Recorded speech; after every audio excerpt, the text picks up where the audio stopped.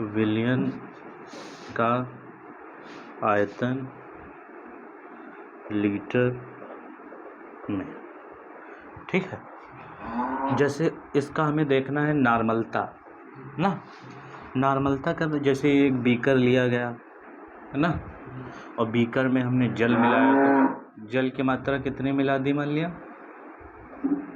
5 litre मिला दी, 5 litre ना, 5 litre जल हो गया। और बाहर से इसमें नमक मिला दिया गया।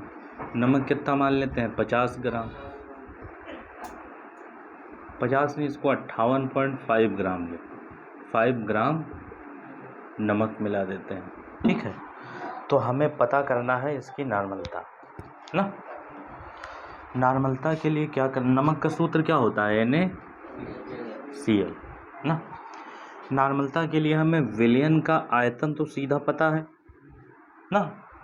विलयन का आयतन कितना है, 5 लीटर, तो हम सीधा 5 लिख देंगे। लेकिन बात यहाँ पर ये आई कि ग्राम तुल्यांक लिखा जाए। ग्राम अलग चीज़ है, तुल्यांक अलग चीज़ है। अगर यहाँ पर हम सीधा ग्राम लिख देंगे, जैसे हमको सांद्रता निकालना हो, तो सांद्रता का सूत्र क्या था, सांद्रता किसे कहते हैं, सांद्रता जो है 1 लीटर विलयन में उपस्थित विलेय के ग्रामों की संख्या, विलेय के ग्रामों की संख्या को सांद्रता कहते हैं ना। 1 लीटर विलयन में उपस्थित विलेय के ग्रामों की संख्या को सांद्रता कहते हैं। इसका फार्मूला था सांद्रता बराबर विलेय ग्राम में, विलेय किसमें, ग्राम में, और विलायक लीटर में।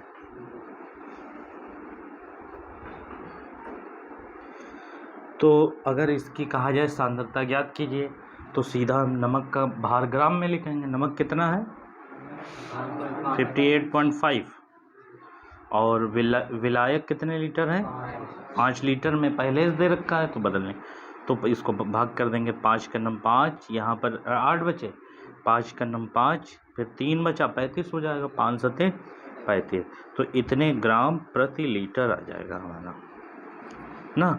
मतलब सांद्रता निकालना आसान है, और नॉर्मलता निकालने के लिए अलग तरीका है भाई। नॉर्मलता में भी अगर हम यहाँ आयतन की जगह पर चलो 5 लिखेंगे, लेकिन ग्राम तुल्यांक और ग्राम अलग अलग है। यहाँ पर भी अगर 58.5 लिख दिया जाए तो गलत हो जाएगा ना। तो हम सबसे पहले देखेंगे कि ग्राम तुल्यांक होते क्या है ना। ग्राम तुल्यांक निकालने के लिए इस सांद्रता को हटा देते हैं। ग्राम तुल्यांक, ग्राम तुल्यांक, ग्राम तुल्यांक का जो फार्मूला है वो ये है कि पदार्थ का भार, पदार्थ का भार ग्राम में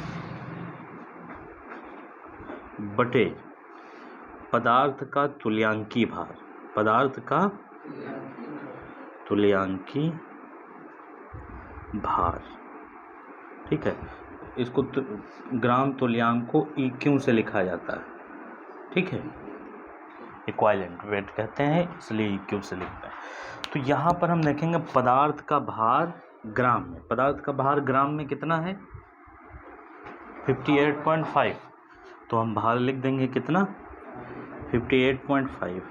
अब यहाँ पर पदार्थ का तुल्यांकी भार लिखना है, तो ये कहाँ से आएगा, तुल्यांकी भार भी हमें पता करना होगा। जैसे ये नमक है NaCl, अगर हमें इसका तुल्यांकी भार पता करना है तो हम सोडियम को आवर्त सारणी में देखते हैं, और सोडियम इस तरीके से लिखा होता है आवर्त सारणी। ठीक है, तो सोडियम का जो भार है वो कितना है, 23, तो यहाँ पर कितना हम लिख देंगे, 23 प्लस, और क्लोरीन लिखा होता है 17 और 35.5 ना। तो हम क्लोरीन की जगह पे भार कितना लिख देंगे, 35.5। इसके बाद दोनों को जोड़ देंगे तो 5 3 8, 3 2 5, 58.5 आ जाएगा। ये क्या आया है? नहीं, तुल्यांकी भार नहीं, इसको कहते हैं अणु भार। क्या कहते हैं? अणु भार। ठीक है। तुल्यांकी भार निकालने के लिए यहाँ पर जो है अम्लता या क्षारकता से भाग दिया जाता है। तुल्यांकी भार का फार्मूला है तुल्यांकी भार। तुल्यांकी भार बराबर अणु भार बटे अम्लता या क्षारकता। ठीक है। अब बात यह आ गई कि अम्लता और क्षारकता क्या होती है ना। तो यहाँ पर जो संख्या लिखी होगी, जैसे ये लिखा है H2SO4, तो इसकी अम्लता है 2। कितनी है? HCl, इसकी अम्लता है 1। और ये लिखा है CaOH का होल ट्वाइस, इसकी 2। ठीक है। तो इस तरीके से सोडियम की 1 है, तो हम इसको 1 से भाग कर देंगे। तो अणुभार इसका कितना आया है? 58.8। और अम्लता इसकी कितनी आएगी? 1। तो इसका तुल्यांकी भार हो जाएगा 58.5। तो जहाँ पर तुल्यांकी भार लिखा है वहाँ पर हम कितना लिखेंगे? 58.5। तो ये पूरा कट जाएगा, क्या आएगा? 1 तुल्यांक ना। अब नार्मलता हम निकाल सकते हैं ना। नार्मलता को n से लिखते हैं और नार्मलता का फार्मूला क्या है? विलेय के ग्राम तुल्यांक। तो नमक के ग्राम तुल्यांक कितने हैं? 1 आया है, हम लोग निकाल लिए 1। और विलयन का आयतन लीटर में, विलयन का आयतन कितना है? 5। तो 1.5 मतलब ये हो जाएगा 0.2। और नार्मलता को ऐसे लिखते हैं, या इसको लिखा जाता है ग्राम तुल्यांक प्रति लीटर।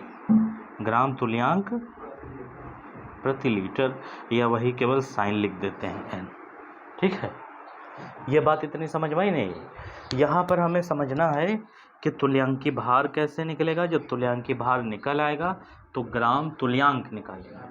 ग्राम तुल्यांक निकालने के लिए पदार्थ का भार ग्राम में और बटे तुल्यांकी भार। तो ये बात आ गई नार्मलता वाली समझ के। एक एग्जाम्पल और बता दें। ठीक है, इधर दिख रहा है।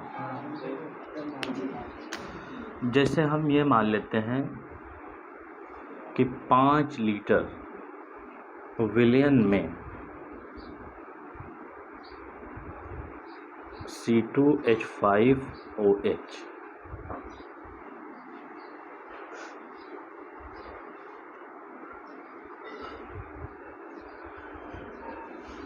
का 23 ग्राम मिलाया गया है। 23 ग्राम मिलाया गया है, तो इसकी नार्मलता ज्ञात कीजिए ना। तो नार्मलता के लिए हमें क्या करना होगा? सबसे पहले नार्मलता का हम फार्मूला वही लगाएंगे, equivalent upon volume in litre ना। यही तो है फार्मूला, ग्राम तुल्यांक और बटे आयतन लीटर। तो हमें आयतन तो पता है कितना है इसका, 5 लीटर। ग्राम तुल्यांक नहीं पता है, तो ग्राम तुल्यांक का ये वाला फार्मूला लगाएंगे। ग्राम तुल्यांक का फार्मूला E क्यों बराबर पदार्थ का भार ग्राम में। तो अब पदार्थ का भार कितना है? 23 ग्राम। तो हम लिखेंगे कितना? 23 ग्राम। और बटे तुल्यांकी भार, बटे तुल्यांकी भार निकालने के लिए इसको हमें आवर्त सारणी देखना होगा। और या तो इसको जो है C2H5 इसका भार वहाँ पर दे रखा होगा, जैसे सवाल में दे रखा होगा C12 H1O16 और ये 3 चीज़ें दे रखी हैं। तो यहाँ पर हम देखेंगे कि कार्बन कितने हैं? 2। एक कार्बन का 12 अणुभार है, तो 2 का कितना हो जाएगा? 24 प्लस हाइड्रोजन कितने हैं? 5। तो एक हाइड्रोजन का 1 है, 5 का 5 हो जाएगा। और O का कितना है ना? 16। फिर H1 है, इसका कितना है? 1। तो नीचे जोड़ के कितना हो जाएगा? 46। 24 5 29 और 1 30 और 16 46। ये कट जाएगा तो 1/2, 1/2 का मतलब जो भाग करेंगे तो 0.5, मतलब तुल्यांक कितने आ गए, तो यहाँ पर हम तुल्यांक की संख्या लिख देंगे 0.5। तो पॉइंट हटेगा, नीचे 0 बढ़ जाएगा, 5 5 कट जाएगा, ये आ जाएगा 1/10 नॉर्मल या 0.1। ठीक है, तो इस तरीके लग जाएंगे सवाल। ठीक है, फिर दूसरा हम देखते हैं मोलरता ना। मोलरता के लिए क्या करना होगा,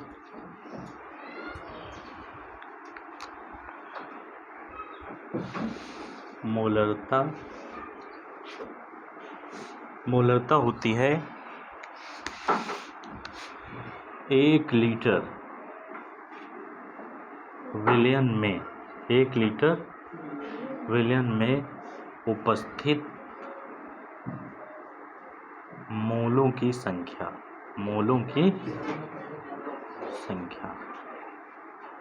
इसको m से लिखते हैं। तो मोलरता का फार्मूला होता है मोल विलेय की मात्रा,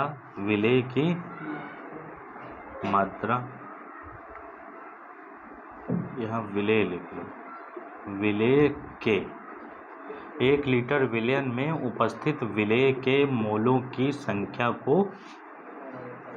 मोलरता कहते हैं ना।